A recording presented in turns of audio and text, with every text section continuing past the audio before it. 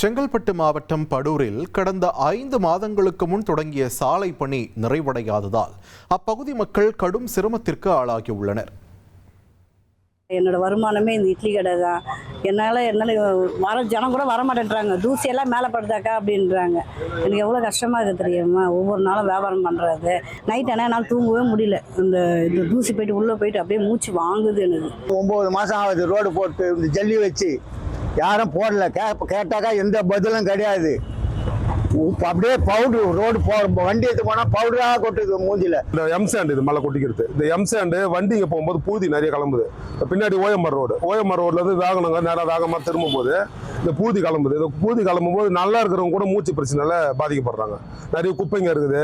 இந்த ரோடு பார்த்தீங்கன்னா உங்களுக்கு தெரியும் எந்த அளவுக்கு இந்த ரோடு இருக்குன்ட்டு. தினம் ஒரு நாளைக்கு ஒரு 10,000 பேர் போக்குவரத்து இருக்குது. மாணவர்கள் கல்லூரி இருக்குது, இங்கே விடுதிகள்லாம் இருக்குது. நிறைய ஒரு 10,000 பேருக்கு மேலே தினம் போக்குவரத்து இருக்குங்க. க்ரெஷர் போட்ட கொட்டி ஒரு 5 மாதம் ஆகுது சார் இந்த ரோடு. இதுவரையும் போடல.